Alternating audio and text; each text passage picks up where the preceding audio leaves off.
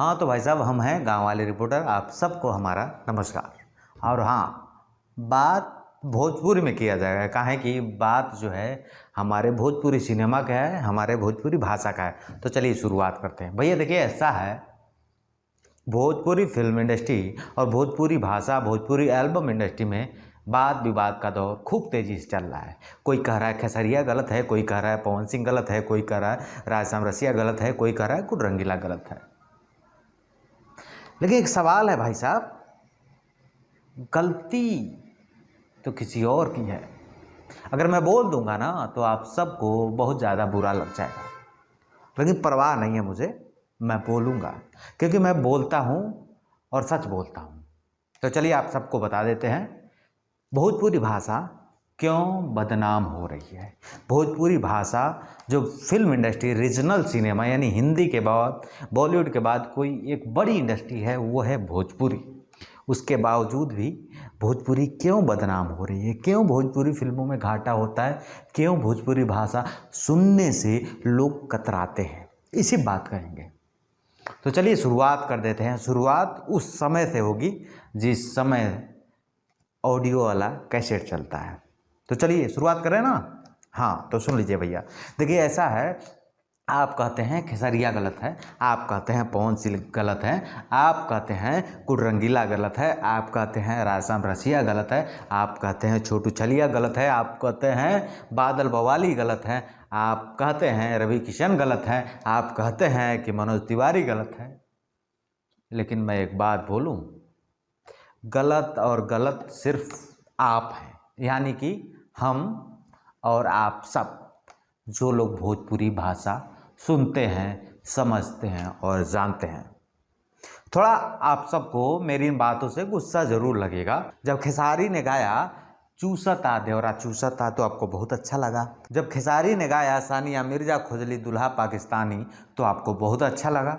जब पवन सिंह ने गाया कि सानिया मिर्जा कट नठुनिया जान मारेली तो आपको बहुत अच्छा लगा। जब बादल बवाली ने गाया कि मार द सटा के लोहा गरम्बा तो आपको बहुत अच्छा लगा। जब राजश्याम रसिया ने गाया कि चल चल चल तो रमाई से कहतनी तो आपको बहुत अच्छा लगा। जब फिर से राजश्याम रसिया ने गाया कि मारब 7 आइटम तो आपको बहुत अच्छा लगा।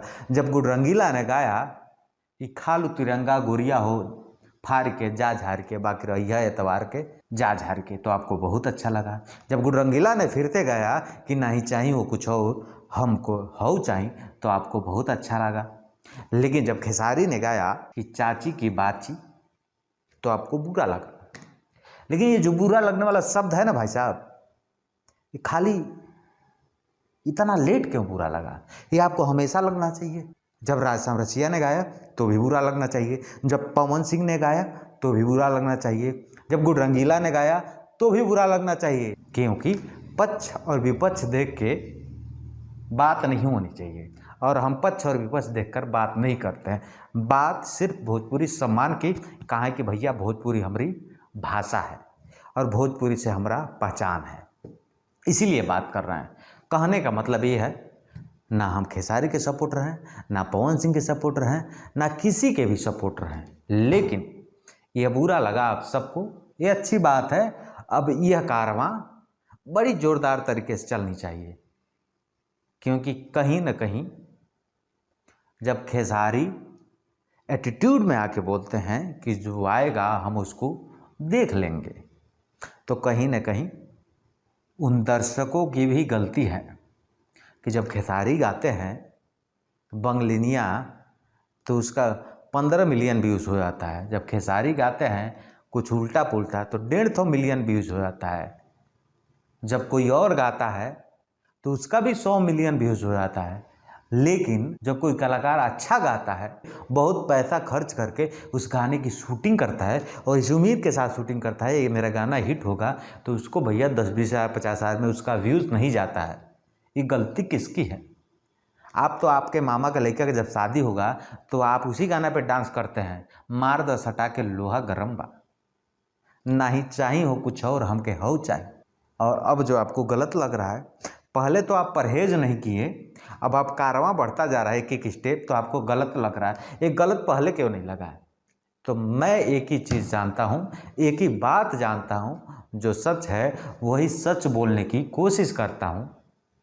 हमारी भोजपुरी इंडस्ट्री, हमारी भोजपुरी भाषा इतनी शुद्ध है, लेकिन भोजपुरी के तमाम कलाकार शॉर्टकट तरीके से आगे बढ़ने के चक्कर में इस भाषा को गर्त में डाल रहा है, और इसमें सबका योगदान है। आप पसंद करते हैं वो सुनना, इसीलिए वो गाते हैं।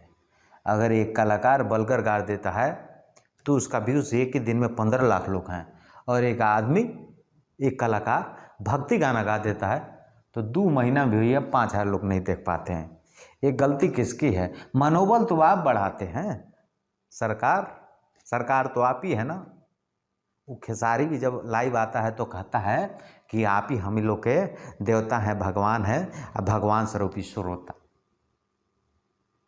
और पवन सिंह भी लाइव आते हैं तो वही करते हैं, भैया लोगों ने आप ही लोग के आशीर्वाद से हम बानी, हम जौन बानी। वो भोजपुरी के रितेश पांडे भी आते हैं लाइव तो वो भी यही कहते हैं। तो भैया दर्शक से ही कलाकार है, और वो कलाकार ही सुपरस्टार बनता है। लेकिन कहीं ना कहीं दर्शक का भी तो गलती है जनाब। साल 2004 और 5 की बात करें तो ऑडियो का दौर था। उस समय भोजपुरी इंडस्ट्री के सबसे बड़े जो सुपरस्टार थे वो 2 बड़े सुपरस्टार थे। पहला नाम गुडू रंगीला और दूसरा नाम राधेश्याम रसिया।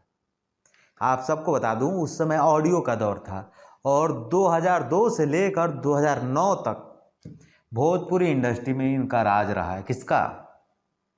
राधेश्याम रसिया का और गुड्डू रंगीला का।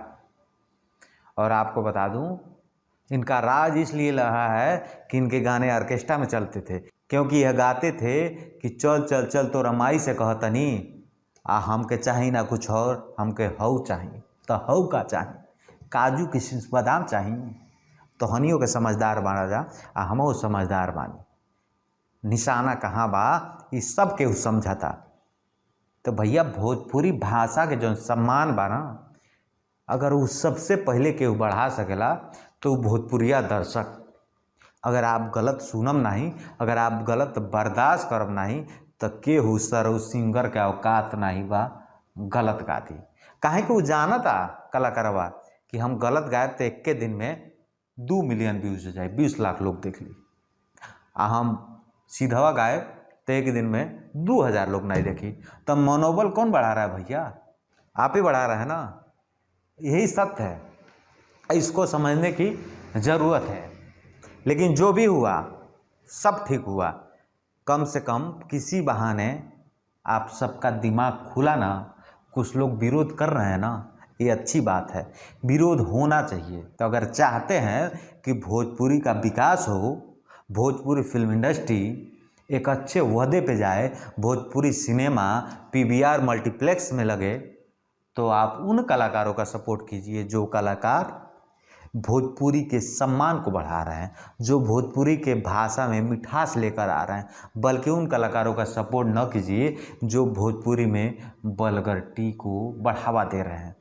और गुरूर चलता नहीं है साहब, ये दर्शक ही देवता है, और यही तय करती है कि कौन किस लायक है। तो आप सभी दर्शकों से निवेदन है भैया कि आप सब थोड़ा सा दिमाग लगा के, दिल लगा के भोजपुरी के सम्मान के लिए अब काम कीजिए। जो मन में विरोध है, अगर भोजपुरी में वल्गैरिटी है, कोई भी कलाकार का XYZ A to Z, उसका विरोध होना चाहिए, तो ही भोजपुरी भाषा विकसित हो पाएगी। इस बात से आप अंदाज़ा लगाइए कि हमारी भोजपुरी कितनी बड़ी है, कि बॉलीवुड में अगर किसी एक गाने का 1 दिन में जो है 1 मिलियन व्यूज होता है तो बड़े लेवल पे कॉरपोरेट इवेंट करके एक पार्टी की जाती है। लेकिन हमारे भोजपुरी के ऐसे ऐसे कलाकार हैं कि 4 घंटे में 1 मिलियन कर देते हैं। ये भोजपुरी के दर्शकों का पावर है। लेकिन पावर को जो है ना भैया, गलत जगह उपयोग नहीं कीजिए। अच्छा गाना सुनिए ना, वो जब गंदा गंदा गा रहा है ना, सब अपने आप साइड हो जाएंगे। और आप सबको बता दूं, भोजपुरी सिनेमा एक ऐसा सिनेमा है, बॉलीवुड इंडस्ट्री के बाद सबसे ज़्यादा सुनने समझने वाले जो लोग हैं वो भोजपुरी में हैं। यानी कि 35 करोड़ से ज़्यादा लोग भोजपुरी सुनते हैं, समझते हैं। इतनी बड़ी इंडस्ट्री है, इतना बड़ा रोज़गार मिल सकता है, फिर भी हम लोग सिंगल थिएटर पे अटके हैं। काहे कि चोली ढोड़ी और दामन से ज़्यादा हम लोग आगे कुछ कर ही नहीं पा रहे हैं भैया, ये विडंबना है। और सबको यही चिंता है कि शॉर्टकट तरीके से आगे कैसे बढ़ा जाए। और यही कारण है कि भोजपुरी दिन प्रतिदिन 2-2 फीट अंदर यानी कि बदनामी की घेरा में चलता जा रहा है। तो मुझे लग रहा है अब जो सबसे बड़ी जिम्मेदारी है, भोजपुरी को अगर कोई बचा सकता है तो भोजपुरी सुनने वाले लोग हैं। अब इन्हीं सब के बीच हम एक बात कह दे रहे हैं कि ऐसा नहीं है कि सिर्फ गंदा गाने वाला ही कलाकार सुपरस्टार बन सकता है। अच्छे गीत गाकर भी सुपरस्टार बना जा सकता है। 2020-2021 की हम बात करें तो तमाम गाने हिट हुए हैं, आप सुने भी होंगे। लेकिन मैं आप सबको भोजपुरी के एक ऐसे कलाकार की बात कर रहा हूँ जो अच्छे गीत गाकर, साफ सुथरा गीत गाकर अपने दम पे स्टार बना। और ना कोई उसका फिल्मी बैकग्राउंड, ना कोई फिल्मी आदमी। उसका नाम सुनना चाहेंगे? उसका नाम है अवनीश बाबू, जिसने एक गाना गाया था कि तू हंस के बोललू ये जान, दिलवा के धड़कन बढ़ गई, काला काला काजल, नीली नीली अखियाँ। वो एमटेक करने वाला लड़का, गोरखपुर क्षेत्र का रहने वाला, MMUT कॉलेज में एमटेक की पढ़ाई कर रहा है और एक हाई प्रोफाइल लड़का है, एक पढ़ा लिखा शिक्षित लड़का है। उसने एक बात मुझसे बोला था कि जब भाषा पर काम होगा तो ही भोजपुरी विकसित होगी।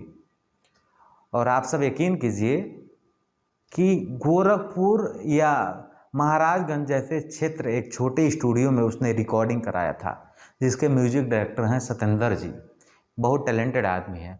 और एक रूम में उनका गाना बना था और उस गाने को लगभग भाई साहब 380 मिलियन यानी कि 38 करोड़ से ज़्यादा लोग सुन चुके हैं। 2020-21 का सबसे बड़ा सुपर हिट गीत है।